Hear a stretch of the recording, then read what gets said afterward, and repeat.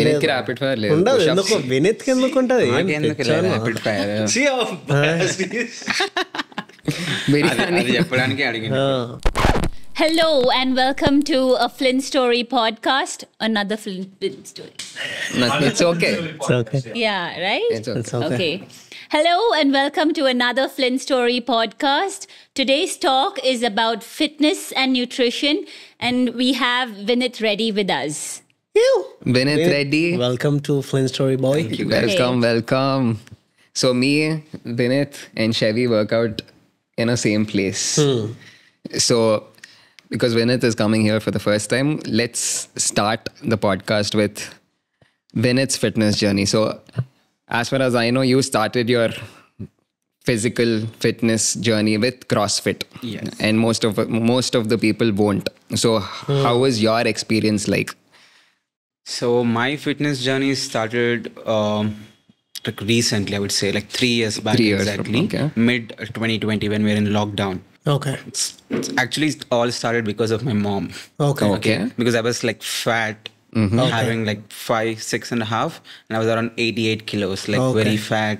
Right. Nothing, no physical activity. So she always forced me to like go to the gym, like reduce my weight, look good and all, but I never listened to her. Was it because of the marriage? No, not about marriage in general. To look But good when I wear like jeans and shirt and like to look good. Right. Could be, but Yeah. of course. So when lockdown came, so we were in the house. So Okay. before I used to go to college and come back. So she just need to like see me around like 3 to 4 hours a day. Okay. But when I was in lockdown, she saw me 24 hours, Right. like almost 18 hours. Right. She got more irritated. Right. She like scolded me every single day. So like it came to a peak point where I thought one night I went into my bedroom Okay. around like 10:30 or 11. I thought this is the time I need to like do something and show them what I am. Right. So I just took out my card. I was like following few fitness influencers or one who gives the nutrition and all through Instagram. Okay. So I signed up with them. Okay. So like straight away for 6 months because I know something should be done like a long term, not a short term. Because I used to like did few things before I started this. I did keto, all of this Without any like no consistency, nothing worked. Okay. So I thought like if I sign up for 6 months or so, then I'll be committed and like doing that. So I started slowly. Then when I signed up, they gave me a nutrition. Then they gave me a plan. So they used to have like online Zoom sessions because it was lockdown. Okay. So the format what I started was HIIT, high intensity interval training, which was like more body weight because it was lockdown. If I had a pair of dumbbells, I could do that. Like because I was never into fitness, had nothing, no equipment except a yoga mat. You know? So I was on a yoga mat doing all body weight stuff, and I slowly started seeing results. You know, when I was focusing on my nutrition, doing workout every single day. It's like start from morning 7 to 8, and I also did multiple sessions to like lose in a single day. Yeah, in a single day, morning one and evening one, because I was like that crazy to lose my weight as soon as possible. So when like 2 months into that, then we slowly got around like August or something. The lockdown was done, and then I was like always on Instagram seeing places where should I go work out because I want to go out and do things, lift weights and do all of this because I was at home doing just body weight stuff, like little bored. And also it'll be more exciting if we do it with a group, or especially if there is a friend who can push you. For him because he has done online sessions. He started off with online. The most boring thing according to me. Because I can't imagine myself doing online training. Like I don't believe in it at all. So that's cool. You started off with that. You got hooked onto it, and then you wanted to go out and still work out, which is impressive. And I'm guessing that's when you came across. Yeah, that's when I came across CrossFit Med. Now, like where I trained there for 2 years. Okay. And it's been 3 years of me doing CrossFit now, like 2023, 2020. And 2 years I was a client there because I started like the one who knows nothing about CrossFit. Right. I don't even know what they are doing at all. So you were initially doing high intensity training, right? Then like when you chose CrossFit, like did you do a bit of research or why did you choose that? No, nothing. No research, nothing. Okay. I just saw their Instagram doing some cool things. Okay. And I just joined. Cool. I was like, nice. went for I was like, let me give it a trial, because I went for a trial session and I did trial session for that entire week because I want to do something which which I can do sticks to that, stick to that, because if I just pay for a month and then I come back, then I'll be confused again what to do. So I was just checking if this is my cup of tea or like doing that. So I just did this for 7 days. And then I decided, okay, I'll do this. And then I signed up. Then I slowly started, doing things like Olympic lifting, a lot of high intensity work here in CrossFit also, because I came from a HIIT background in online. So this helped me, that thing, the 2-month thing, it little helped me doing the conditioning workouts there. Like lifting and all, I never did in my life. Like never went to a gym until that point.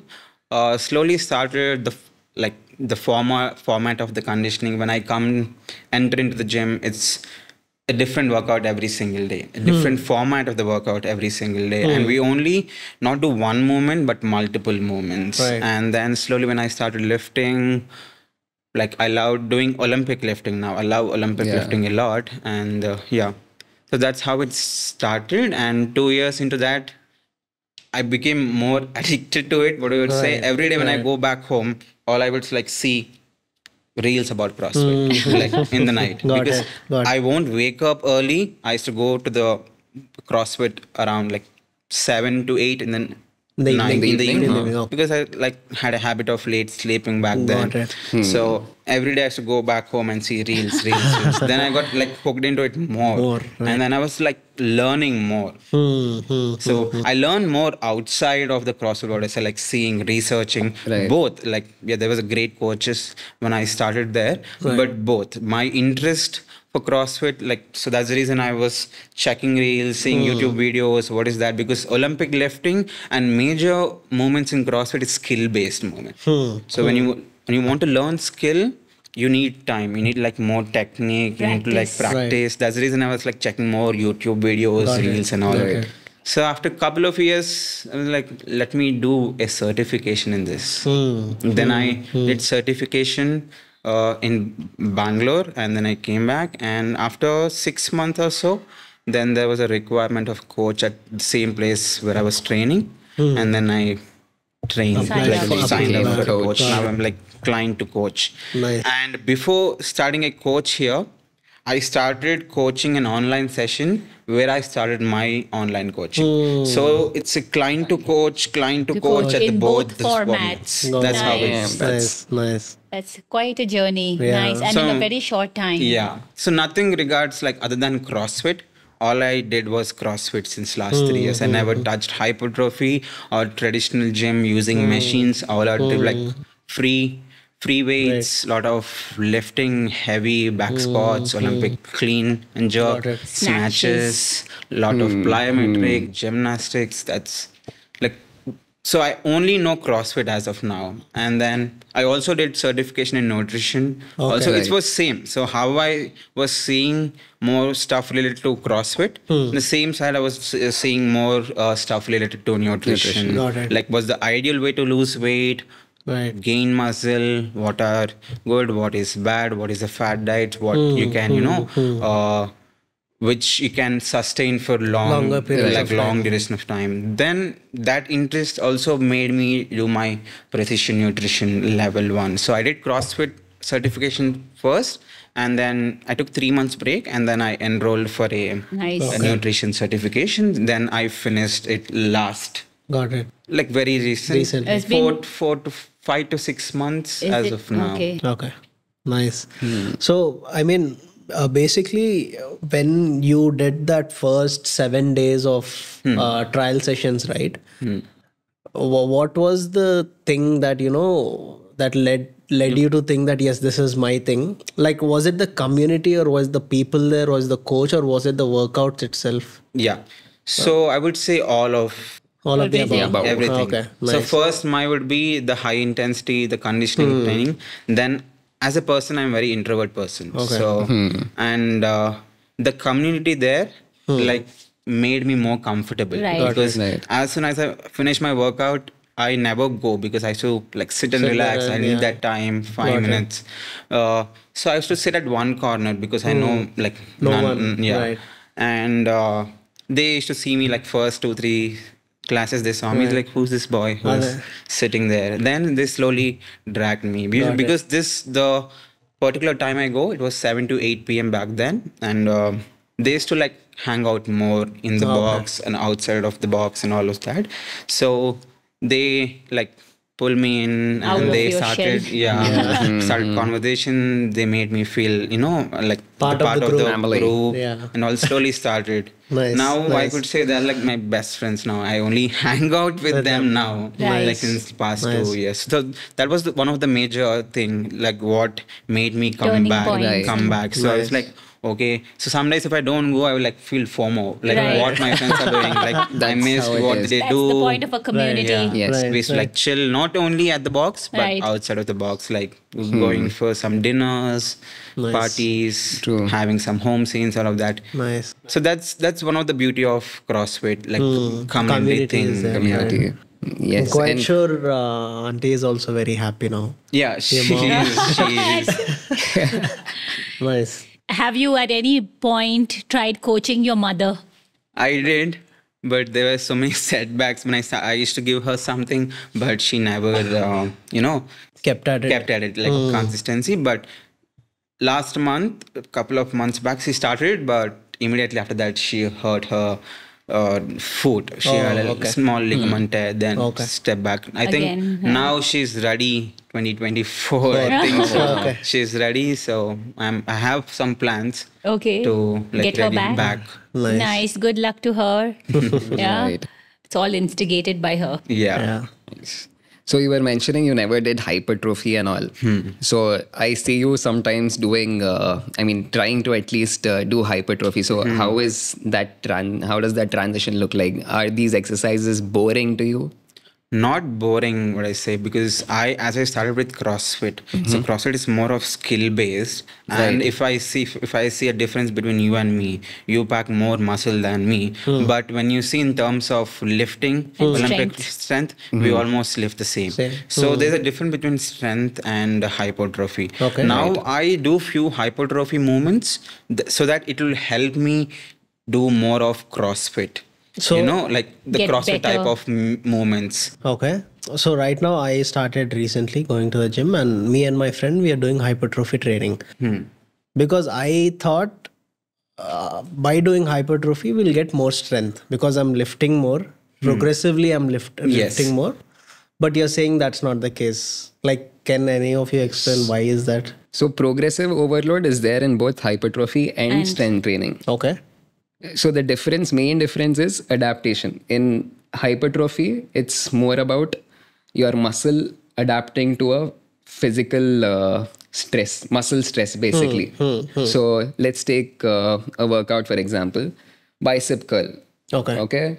First day at the gym, you did 1 kilo. Okay. After a week, you go back on the same bicep day, 2 kilos. Right. Okay. If you stay at that 2 kilos for the next few weeks, you won't see any change. You won't see any gain. You have to progressively overload it. Okay. Overload here, in especially hypertrophy terms, doesn't necessarily mean only in terms of loading weight. You don't have to stress your muscle only by lifting heavy.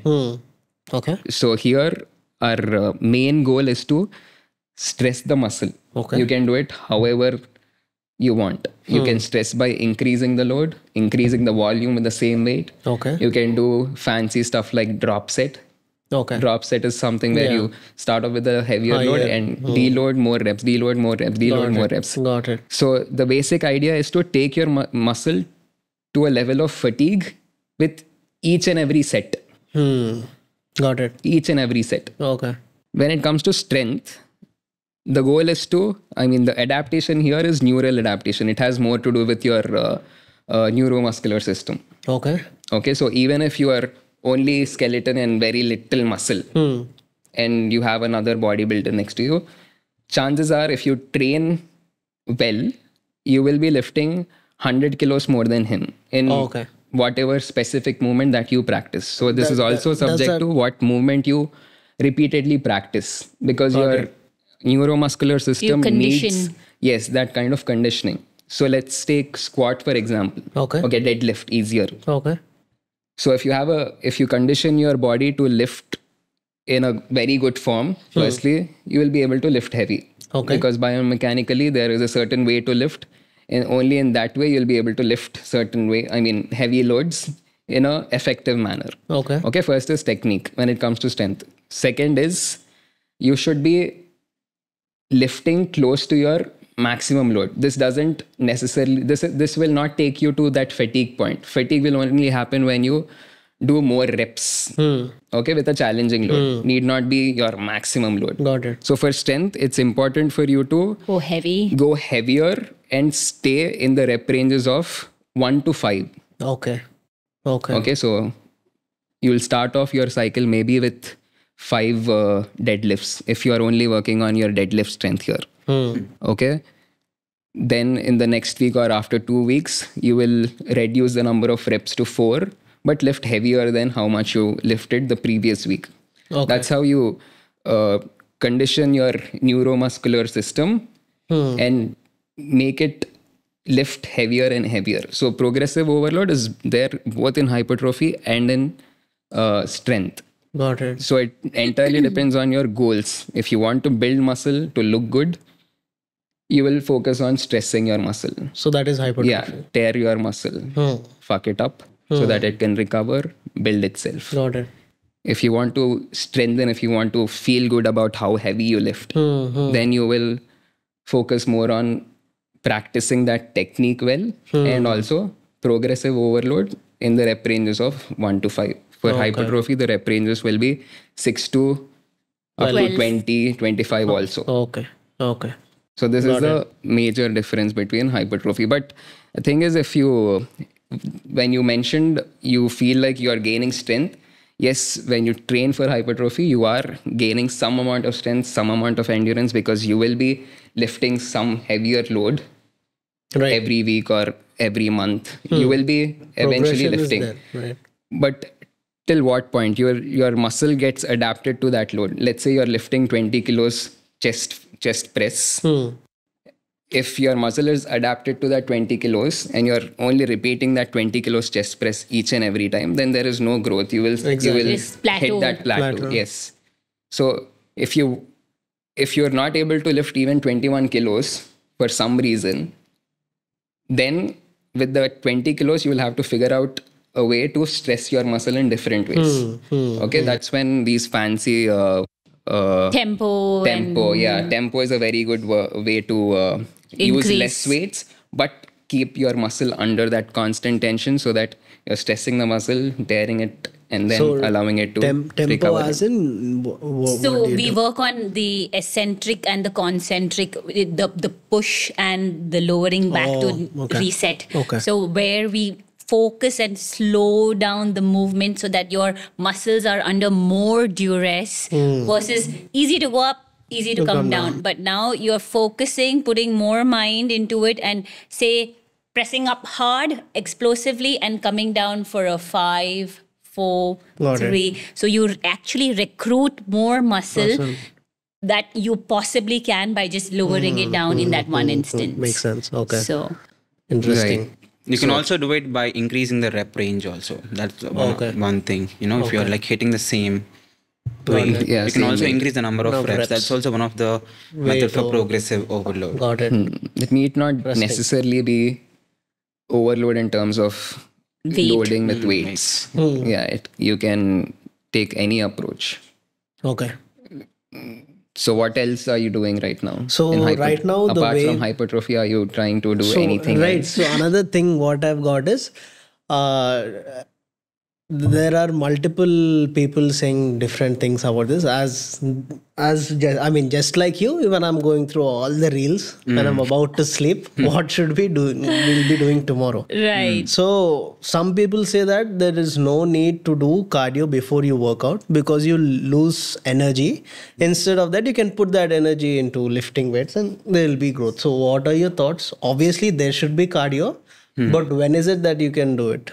For a beginner at least, who's just started out. So, irrespective, actually, beginner or not, I think the point here is not about losing energy. Because I would say that why we even warm up, and you'll see that at the end of a warm up, yes, we'll begin with some low impact, and you'll see the crescendo. It'll slowly start rising. Your heart, the point of a warm up is to get your heart rate up, right? Yes. To get your body literally warmed up. You want to break into a little sweat. Yeah. But I would say that it's not about cardio or losing energy. Warm up gives you more energy. In fact, if you're someone who's very, very sore, or you had a shitty day, even mentally, that warm up is what sets everything straight, and you're ready to go with a fantastic workout because of that warm up. So in that warm up, I would say start off slow, but give it a good, I would say 10 to 15 minutes minimum, because by the end of that warm-up, you should start doing movements that are more specific to the workout that you're about to do. Got it. And a little bit of cardio is always good. It shouldn't be for too long. Like steady state cardio will just help you lose weight in terms of whether it's muscle, whether it's mass, whether it's fat, your body can't identify. But all of that should be part of, I would say, the major chunk of your workout versus the warm-up, really. Nothing. Warm-up will always give you more energy. Better quality for the workout is what I'd go with. Yeah. So, in fact, he's our warm-up king. He's very well known for taking a 45-minute to above warm-up. Then that's not a warm-up, right? is what they say. That is warm-up. But I would say that's something that no matter how much we joke about it, is fantastic. I wish I had that discipline because it really eliminates the chances of injury when it comes to a workout, because like we've discussed, CrossFit especially has a lot of skill-based movements.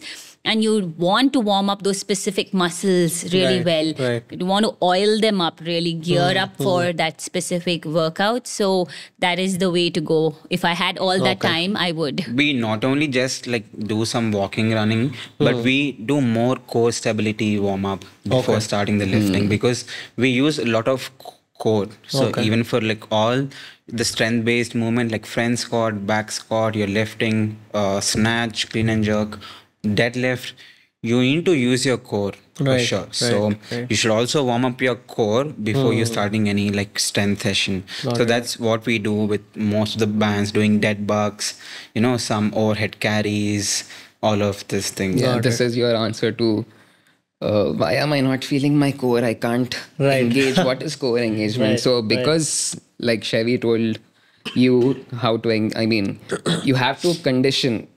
Like you have to do specific workouts to actually feel what your core is. Yes. So I understand. So the first day when I started out working, when we were doing all the exercises, my friend, so he was already working out for a couple of years. So he was just telling me, now we will be feeling your shoulders. Now you'll feel your back. Since it was my first day, I was not able to feel a thing. Right. Then he told me, because you don't have any muscle and you did not work out till now in your whole life, now your muscle is learning, okay, this guy is doing something with me. And now I'm able to actually feel my back, my shoulders, my chest when I'm doing workouts related to that. Yes. The thing is, we are skipping core most of the time. Right. So I think that is why I'm still not able to feel my core or engage it. Yeah, I think that is what is happening. 100%. Right. I think you've hit it. You know that you are not engaging. So that is what is happening. So apart from that, what I also wanted to touch upon is, since even you told you went through a fat loss phase. So right now, what would you say? Like on online, I see that it is the best way is to be in a calorie deficit.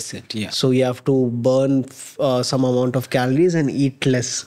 How did is that the way, or is there any that's other way? That's the only way to lose weight. Not the best. That's the only way to lose weight. So every person needs a different amount of calories, on a regular basis, depending on their work. Not only like how much you work out, but depending on how you move throughout the day. Right. So like if you're at desk, as you said, you're from IT. So most of the time you'll be on a desk. So your metabolism or your NEAT, which is called non-exercise active thermogenesis, will be low. Okay. Because you won't take more steps because you'll be sitting on the chair for most of the time, and you comparing to a waiter who moves more. Right. Like comparatively. Yes. So he'll hit more steps. Got it. So based on that and your height, your current weight, and how much you want to lose, your majorly depends on your goal. First thing. Okay, if you want to gain weight, you should be in a calorie surplus. If you want to lose weight, you should be in a calorie deficit. And if you want to maintain or do some body recomposition, you need to be slightly deficit, like not way too much how a person who wants to lose a weight. So that's how it goes. But people generally also undereat, they cut down most of the carbs. So the major misconception, like this things like they eliminate rice or roti or certain things and just eat. Like there's so many fat diets, like OMADs, like 1 meal a day, keto, paleo, carnivore, IF, all of these things. So, but what you need to do is you need to know what you need to hit. So you need everything in your meal. So carbs, proteins, fats, everything, fiber, everything. So that's a complete meal. For me particularly, I've been following the same thing. Right. But what I observed is, and I'll tell you what happened. So when I started going into deficit and I started working out, it was good. But there came a break where it was my best friend's wedding. So I did not work out for a week and I ate in surplus. Right. And when I came back to the gym, I lifted more.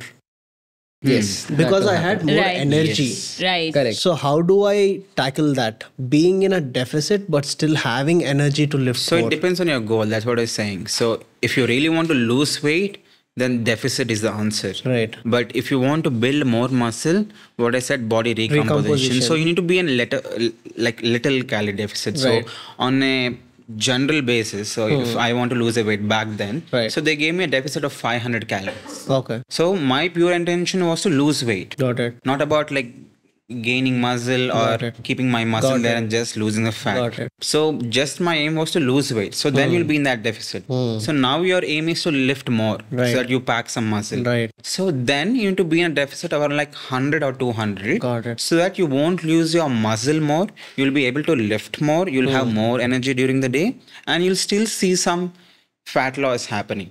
So Got it. the amount of weight you will lose will be definitely less because you're just a little deficit around like 100 or 200 calories, but that will still happen and that's the best way to do it. So then you can sustain for longer time because you'll build more muscle. That's very important. So when you lose fat, you should only lose fat and maintain that muscle at least. Obviously you lose some muscle because you're in a deficit, but the goal is to eventually the like graph more is muscle. going upwards.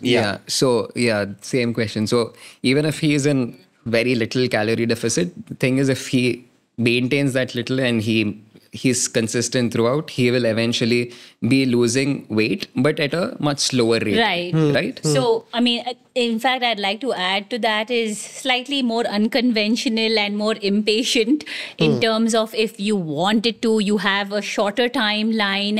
And sometimes I would say that realistically, this is 90% of what people want. You want to attack that, you want to get it done soon, you want to see results, and you don't want to feel weak while you're working out. How do you tackle that?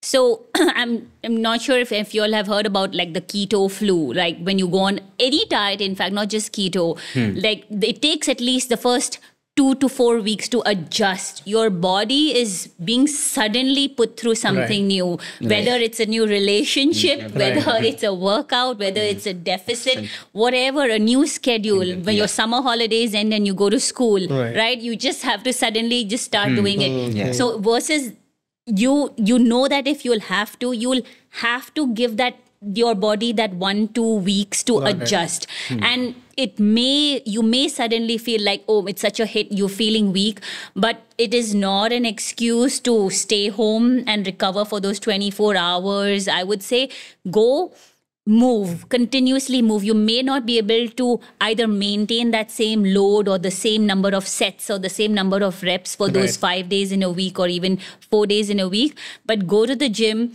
and somehow manage to tweak those workouts, mix it up, some low impact, some body weight, mix it up with weights, strength training, a little bit of cardio. Don't only hammer away at just one form of movement. Got it. And you will see your body overcoming it. So that weakness, I'm not trying to be a Hitler in terms of fitness, but that weakness, sometimes it's really just a thing in your mind and you can overcome it. Okay. Give it 2 to 3 weeks and you'll see yourself getting better. Just don't let that be a reason for you to stay home, and then that one day becomes 2 days staying at home, and then again you regress. Does creatine help with weakness, or because the friend who I'm going with, he takes creatine and he says because you're taking creatine you're able to work out. Right.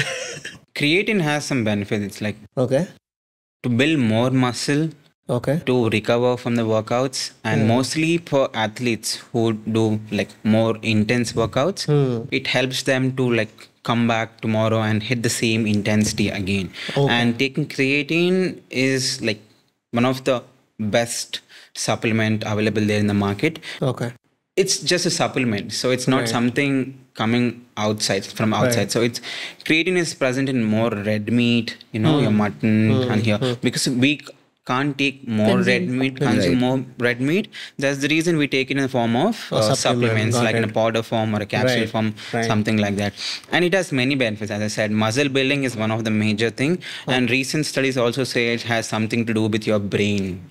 It's like the creatine, phosphocreatine, something like that, which increases your brain intelligence or something by 3 to 5%. But studies are yet to come. But studies have already come like regarding to the muscle. It's 100% sure you'll gain muscle, more muscle. And when you start creatine, so you'll also like gain weight. So it's not about you gaining that fat, it's just you having that water retention in your muscle. And that will be done like 2 to 3 weeks, what I said. Like it needs some saturation period to get in your body. Again, it will be like 2 to 3 weeks. Then you'll get used to that. So first 2 to 3 weeks you won't see that much results, but once it gets that saturation point, the water retention will come down, you'll come back to your normal weight again, and then you'll see some more. stabilizing. And so 3 to 5 grams start seeing after that is what an ideal thing you can take in a day, and it should be creatine monohydrate in form of. So is that because it absorbs water, or why is that happening? Any idea on that? It basically for in your case especially, because you are saying you see a major change when you're lifting. So lifting is what contracting of muscle, and for anything to do with your muscle or anything inside your body, the main source of energy is ATP. Okay, and creatine has a direct relation with it. So it gives in layman terms, it makes sure that because of that excess creatine that you've filled your body with, like a catalyst. It'll keep pushing you. If you can do only 8 reps with certain load, if you're on creatine, that means you can do maybe 3 more reps. Got it. Okay, so that is how it helps in building more muscle by being Got it. Interesting. And it helps to maintain that muscle and not lose that muscle while you are in the process of building more muscle. Interesting. Nice. Like, have you you saw any of your friends taking more supplements other than creatine or something? So as of now, I think me and my friend are taking protein, and he's taking creatine as well. Only these 2 things. So I think since I just started out, I thought I'll just take protein and that should be good enough. And if I'm really sticking to it for a year, and I'm really want to push it more further, because my goal is not to build muscle or look aesthetic. It is to play good football and whoop his ass in boxing. That's it. To break it to you, but but I like that you're being realistic and giving it like that 1 full year, because yes, everyone wants a quick transformation. And I always say that for the minimum, it's like 8 to 12 weeks at least for you to feel something, to do something, to show something. So I would say that 1 year is good. It's a realistic amount of time. And to do one supplement at a time, maybe because you wouldn't know which one is helping you really. You want to create that awareness and you want to push your body to make use of that one thing well at a time. So like you've said, you're just a beginner and you're starting off slow. I think that's the best way to do it, especially for all beginners who are watching this. So it's one supplement at a time, because people just get so impatient, they're so berserk, they'll do everything all at once and then you don't know what's helping, and then you just give up everything again. So it's like 2 steps forward, 10 steps back. Got it. Right. And talking about supplements, I saw a few fat burners. What are your thoughts on that?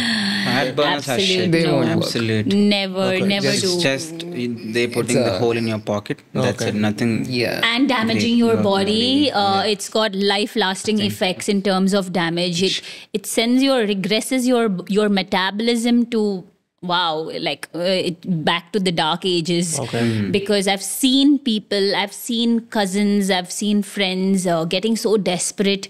This is, I think, possibly just as bad as literally going out there and getting a bariatric surgery done. I'm not putting down anyone in case of, medical conditions forcing you to, but other than that, I would say that you really have to think 100 times. Got it. In terms of doing fat burners.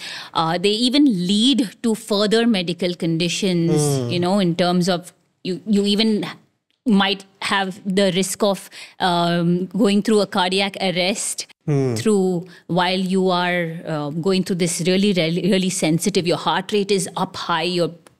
It's just going through the roof. What do they do? So it's got a lot, sometimes over the limit of caffeine. It's just full more, I would say 90% just purely caffeine-led medications.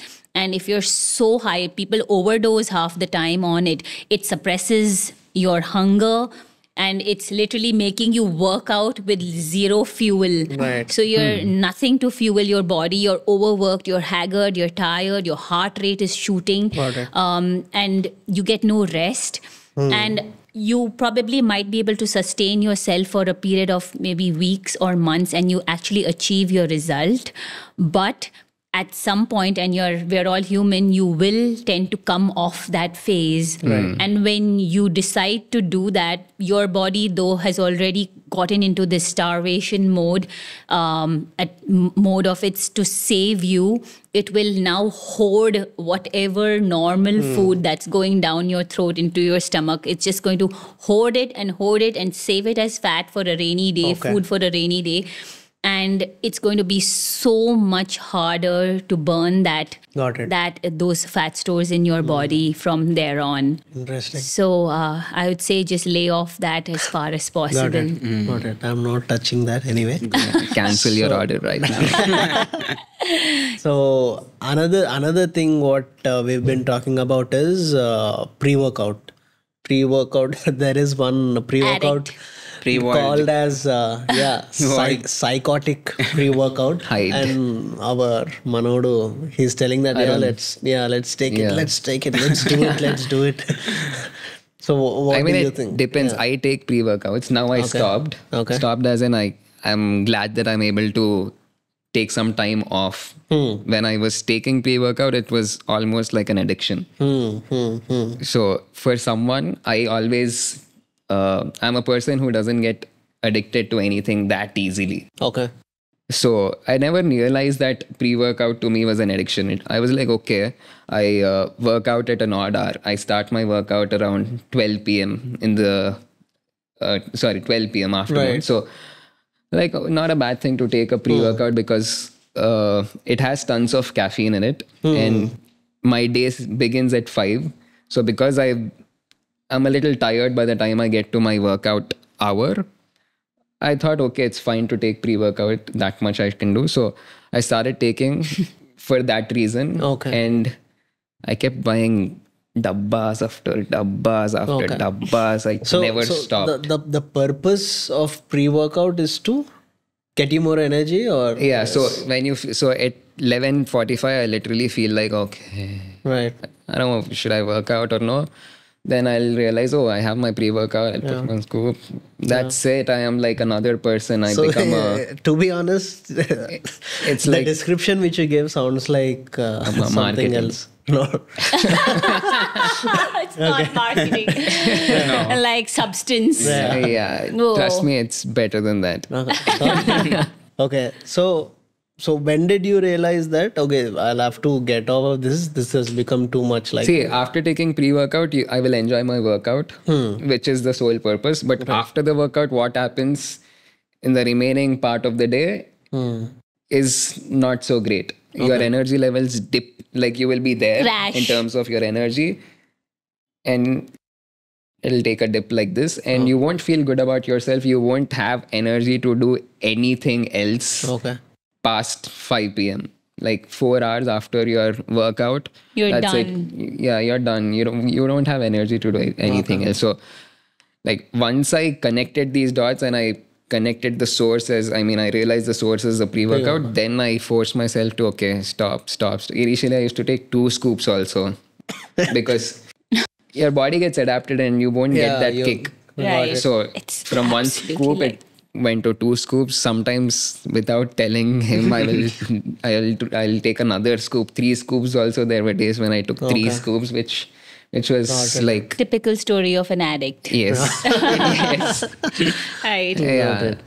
But who should be taking a pre-workout then? Someone who has control. Yeah. Okay. If you really believe in yourself and if you... control, you can decide if you have control or not in the first week itself. You buy a pre-workout dabba, you have twice, like whenever your energy levels are like shittiest, you have your pre-workout on those days. Start off with half scoop. Got it. Okay. Okay. Just like how you start off with a quarter of a pill. Right. That's is what he's suggesting. Yeah.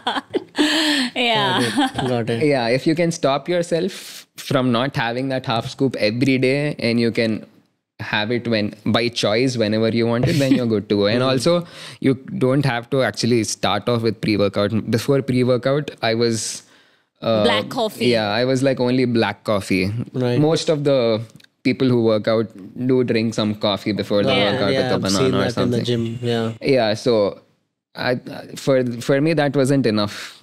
That's why I thought, okay, I want something else. That's why pre-workout. So I would never recommend pre-workout for someone who is a beginner, someone who is starting off, only if they are psychos about workout. And if they are, like I said, if they can have that level of control, then sure, go ahead. Got it. Makes sense. So pre-workout is basically caffeine with other stimulants, not just caffeine, but it has other stimulants that will make your ears turn red. Nice. Yeah, make you get goosebumps. Tingly. All this, yes, tingly. All this will happen. Okay. Not a bad thing to take, but if you, as you said, if you have control, yes, you can take it. It's not something like bad when you take it. Right. So what's your nutrition like? How many months has it been that you've joined the gym? 5 months now. So do you see a difference in terms of what you used to eat when you were not working out, and if in terms of your mindset when it came to your food once you started working out? Yeah, so the my initial goal was to lose weight. Right. Because before... Do you look pretty fit? Do you want to lift that That's just sweatshirt? because of his height. That's the reason I wear loose fit, so that I look fit. So before starting hypertrophy training, I initially worked out before COVID with Goutham. Right. We went to a boxing gym, and that is when I initially trained. And when I was there, I really loved the sport and I just enjoyed it way too much. But COVID fucked it up. Right. So, and when I was working out there, my weight was 74 kilos. And I could literally feel I'm so light on my feet. I felt like literally, obviously I'm not Muhammad Ali, but I could understand why he said that phrase, sting like a butterfly. Float like a butterfly, sting like a bee. Sorry, my bad. My bad. So that is when I knew, okay, 73 kilos, I knew how I felt. And I was 86 when I joined recently. And that's a huge difference. Right. And so my initial thought was, let's go and get back to that shape. I'll have to at least come down and lose weight. We started training, and I've never done hypertrophy training before. So initially, as I told before, I couldn't feel any muscles and all. And later on, I started enjoying, because I started engaging my muscles. Right. That mind to muscle connection started. Yeah, this is one term like commonly used in hypertrophy world, mind muscle connection. Right. Yeah.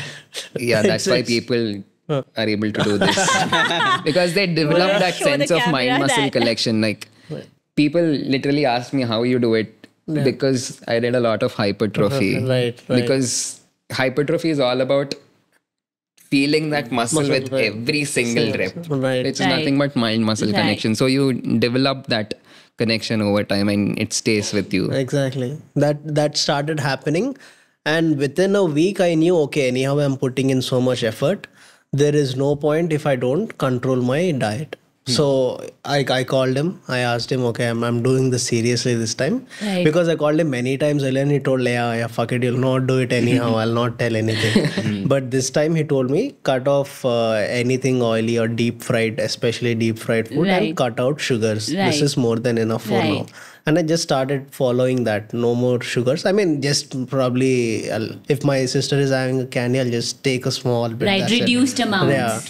So that started, I started doing that, and weight eventually started coming down. Right. So, and what I started liking more was the power of saying no to things. Like when I see a candy, to have that control. Right. When I started saying no, my confidence like mentally started building. Right. The fact that I'm saying no, yes, I'm feeling more stronger. And that gives you a high. Right, exactly. Yes. That discipline, I started liking that discipline. Love and it. No, especially you're seeing results. Right. Right. You're losing weight, you're seeing a bit of muscle, and you're able to lift more than previous. Right. So that is the major change, I would say. But what I also saw that was whenever you slip similarly, I told that 1 week of wedding. Oh, right. Right. I ate vada and everything deep fried and sugars. But I did not go all in. Like, I did not go mad. Right. But that eventually 3-4 days it accumulated. Right. And when you break from that consistency, it was as much as hard as getting back again. Right. That momentum which was there, you broke, lose it. Right. Yes. And getting back into that zone was almost same. Right. It's Starting from scratch. Right. So that is why I think, once you see some people who go to a certain amount of hard work or, a level of physique, they wouldn't want to lose it. Right. Because it's so hard to get back again. Yes. I understand that now. Yes. After a point, it's all fear that drives you. Fear of losing the gains, be it performance-wise or physique-wise. There's a fear that drives you. Exactly. Right. So right now I'm in that zone. So I that happened, and right now I feel like I'm not going to stop this anytime soon. Okay, good luck to that. Thank you. Nice. Right. So if I ask, like, what you eat in a day, yeah, like so on a regular day, like taking breakfast, lunch, or dinner, like just an overview. So right now I'm having 2 meals, and that is going good, because initially I thought that wouldn't, because my dad is also a sports person. He played cricket, like Class A cricket for. Oh wow! Yeah, so he's a Ranji Trophy player, and he would say that breakfast is a must because you're literally breaking your fast, and that is your first meal, and you should eat properly. And so that was from when we were young. That is what we've been told, right? So I thought, okay, let's try this out. Let's have 2 meals, and I tried for initially breakfast and lunch. But that wasn't.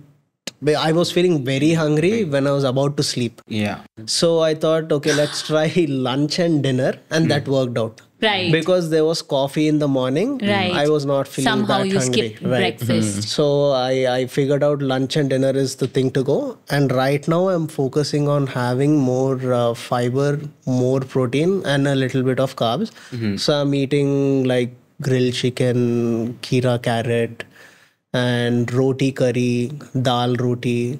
I like curd rice, so I'm having curd rice. So I'm trying to get most of my nutrition from whole foods and getting that extra protein from the powder. That's it. As of now, any beginner mistakes or you should tell. Is that an ideal meal? I would say that he's pretty much on point. The whole foods part of it, really, when someone asks me, give me a diet, I always start off with this is just really cut out the oily food, cut out the sugar, cut out the chips, all of that. So basically these are bad fats and bad carbohydrates. Which have no nutrition, zero nutrition. They're just empty. You filling your body with empty calories and no use. Yes. So I would say just load up on the fiber. Your vegetables are your best source of carbs. They're the best source of fiber. Right. And you've pretty much got the hang of it. I would just say the external things that cost more, just look fancy in their packaging to tempt you. Those are the things you do not need. What your mom gets you from the local markets at the lane next door is what your body really wants. Locally grown vegetables and fruits, not those exotic things that come at 10 times the price and are not really even grown in the soil or in the right temperatures. Right. And it's been a while that they've been kept, so there must be some amount of processing happening even over there. Right. That doesn't mean that you binge on fruits. Fruits are also sugar only. At the end of the day, sugar is sugar. It doesn't mean refined sugar itself is sugar. It's bad. The refined sugar and the sugar that you're getting from fruit has the same capability of spiking up your blood sugar levels, which will eventually increase your fat.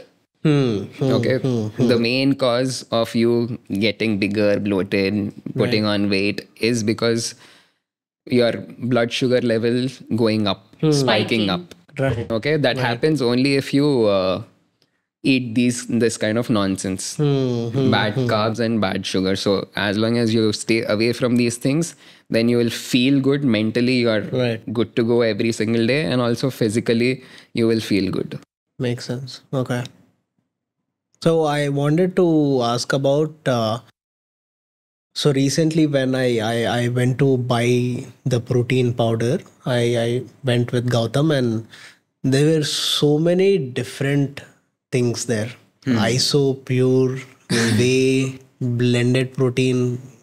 Can you just explain a little bit about everything and what should a beginner take? So we're talking about types of whey protein. Fundamentally, you have three types. First one is concentrate. Concentrate is less processed. It'll have carbs in it. Maybe not too much carbs. A little bit. It'll have carbs per every serving. You will have some amount of carbs. Along with other stuff that can cause if you're allergic to something like lactose or something like that. So this has a chance to, aggravate it. I mean, elevate it, sorry. So same thing really. So concentrate is cheap because it's less processed. It's going through less industrial processing. That's why it's cheap. When it comes to isolate, it's a bit more processed. It has lesser carbs compared to concentrate. Most of the isolates still have some lactose in it. If your lactose intolerance is not really high, you can manage. You can manage with this. I have heard feedback from clients or people who've tried this who are lactose intolerant, who've done what's coming up, the hydrolyzed version being the best, most tolerant. Yeah. And the next is what she said, hydrolyzed. Hydrolyzed is super processed. Its absorption rate is almost instant. You take protein, that's it. Protein will just get absorbed almost instantly. And you won't, it's very good for people who are lactose intolerant. So these are fundamental differences. But if you are someone who are starting off Exactly. As a beginner, shop killa. You can see if you are okay with taking those extra carbs, if you're okay with the lactose and other, if it has gluten, I mean, it will not have gluten, but other allergic information, if you read, if you're okay with all that stuff, you can take it. Concentrate. Yeah, concentrate because that's the cheapest. Okay. To start off with. Yes. But still you need to like try it out first for a week and see if this is like good for you. Are you having any bloating issues when you're taking it? So it's always like trial and error. And also I see that there are a lot of fake products being sold in the market. So what would be a best way to know if it is a legit one or not? So one thing is to go to a good dealer first, and go with a more popular brand. Okay, there are like many popular brands out there. Okay. And you should also check their amino acid profile before you buying a protein.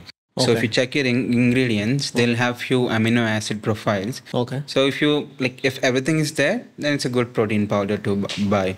Okay. So there are few brands called Demystifying and all of these things. Like they're in this industry from very long. Okay.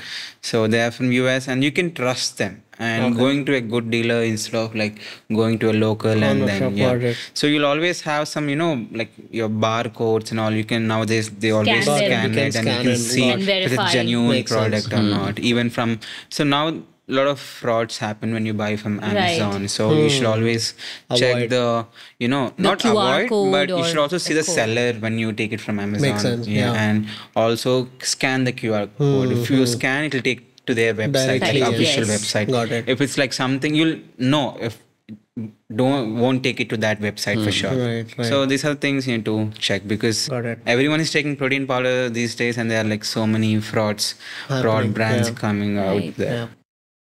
Okay. Interesting. So a lot of downloads for me today. Yeah. So bottom line, supplements. If you are a beginner, you don't need any supplement. Only if your diet, if your actual meals are lacking, insufficient. Yeah, lacking few of I mean, it's not fully nutritious. Then you will go for supplements. Go for a supplement, be it protein, be it omega-3, be it anything. Only if you don't have in what you're eating, then you'll buy supplements. Yes. Which is exactly why they are called supplements. Exactly. Right. But in your daily life, you need few supplements for sure because you won't hit that, regular intake from your meals. Right. So you can't eat fish every day, so you need to take fish oil, which is very good for your bone health, for your heart health and all of that. Creatine, so you can't eat more red meat if you want to build more muscle. And multivitamins also, but before you taking multivitamins, I would say you need to check your blood profile first. So a lot of these brands do just multivitamins, and if you are low in vitamin like B12 or D, so you need more of that regular supplement. Just taking only B12 supplement rather than taking multivitamin because you won't hit that same the amount what you need for B12 because it's distributed throughout all vitamins throughout. So it's better to do. That's the best way. But if you want to take multivitamins, that's still fun. You can take it. Got it. Right. So it's better to take it this way so that, you won't have that deficiency in your... Right. Okay. Right. Another thing what I wanted to touch upon is, so I see a lot of people going on a vegan diet these days. And I also very recently found out that exactly the opposite of vegan diet, carnivore diet, is also working out very, very well for few people. They're literally, can you guys provide more info on this? Very, very well. I'm not sure because carnivore diet would lack fiber in it. So carnivore is basically meat and they're avoiding all kinds of plant-based foods. And you only get fiber from plant-based foods. Also. Yeah. I think the results I think is in terms of weight loss, because if you only depend on meat, then there is very little carbohydrates that are going into your body, which is a very good thing.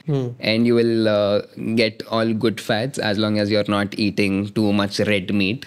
So I think people who have spoken positively about carnivore diet is because they have seen themselves losing weight.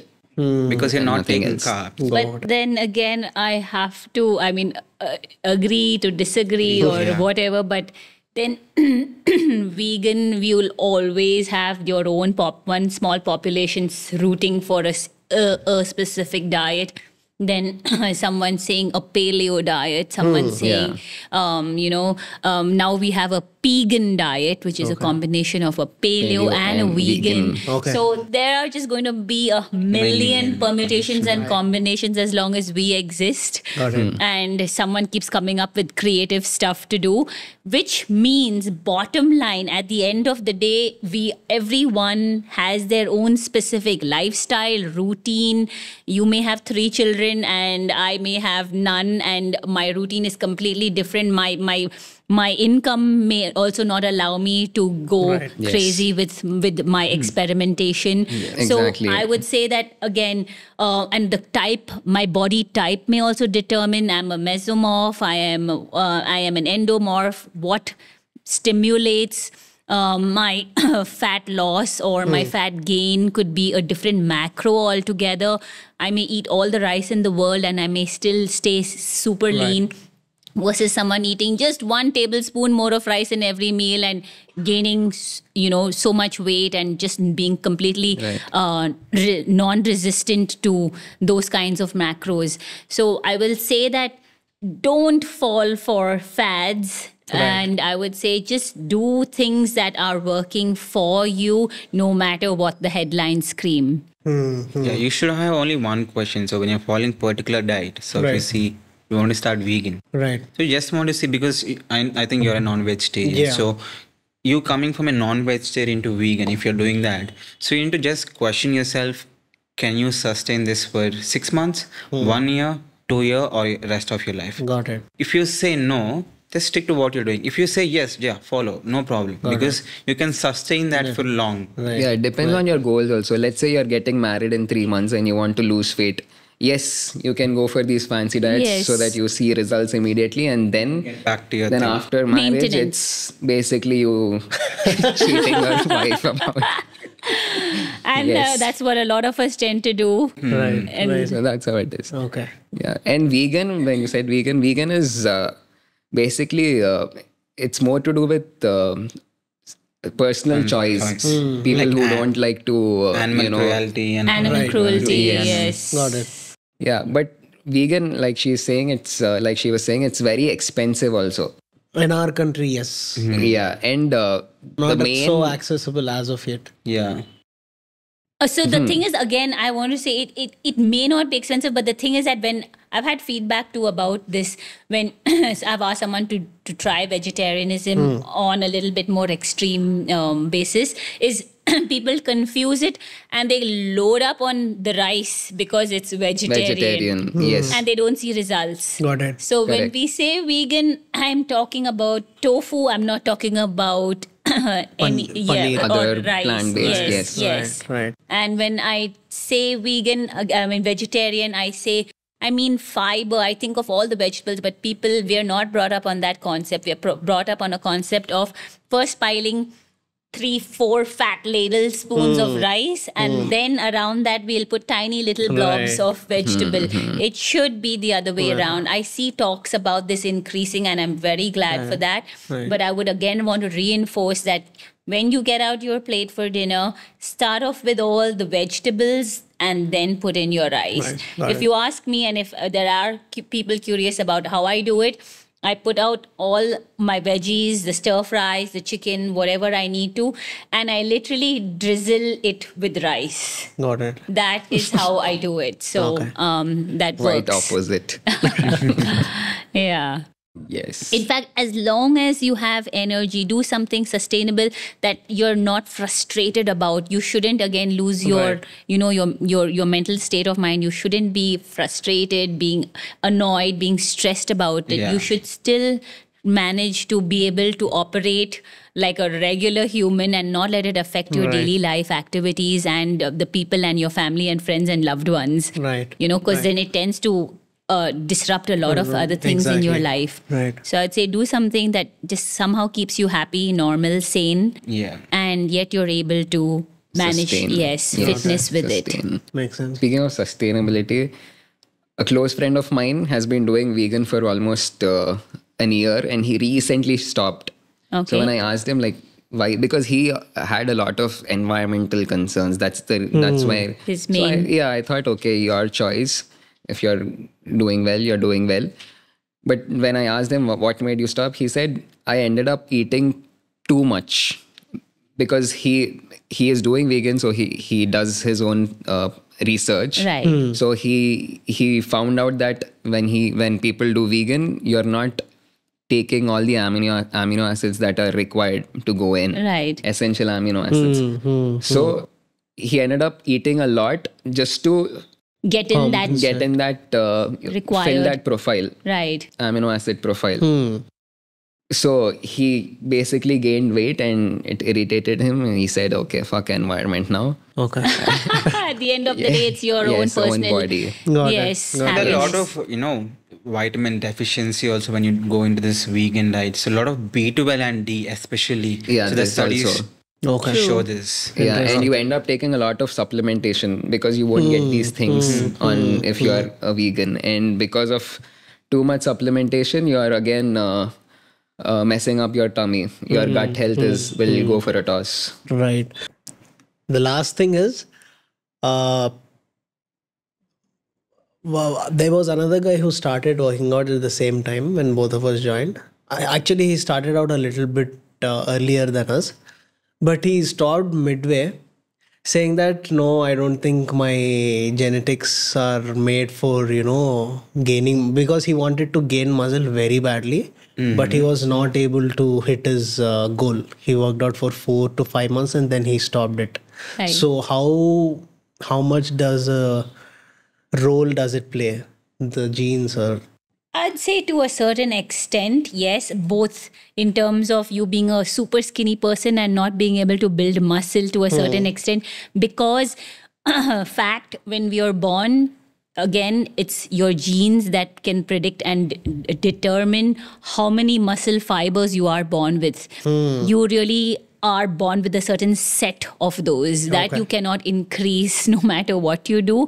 But yes, what you already are blessed with or born with, you can try to build on that, work on that. And again, when in terms of families that have a lineage of obesity, people thinking that, oh, I'm just going to always be fat and there'll be cholesterol issues always.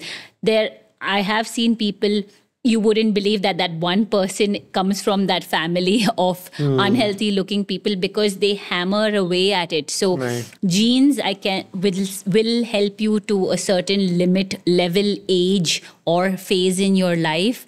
I feel that approximately past your mid-30s, your activities slow down, your life takes on different more responsibilities, so many other factors to consider that by then, no matter what, you have to, get in those good habits. Exercise will have to play an important role in shaping both your health and your fitness. Got it. Okay. Yeah, I hope that explains that. So genetics play an important role, but it will only determine the starting point of your journey, whatever your goal is in terms of health and fitness. How you take it forward. Is all your effort. Got it. Maybe your process will be slow, but it will happen. Okay. So few people, they say they can't see that results immediately. Right. You won't see it immediately, but later on Eventually that will happen because you're putting some effort. Right. You'll definitely see changes in your body for sure. Okay. All right, I think that's it. Yes, we will conclude this podcast with some physical workout. Okay, what do you guys want to do? We'll do push-ups or 30 seconds. Each one of us, let's try to get as many. Push-ups. What's your favorite movement? Favorite movement? Huh? Yeah, body weighted. Quick. Push-ups? Push-ups. Let's do push-ups. All right, I've already done 1 million, but let's go. Let's go.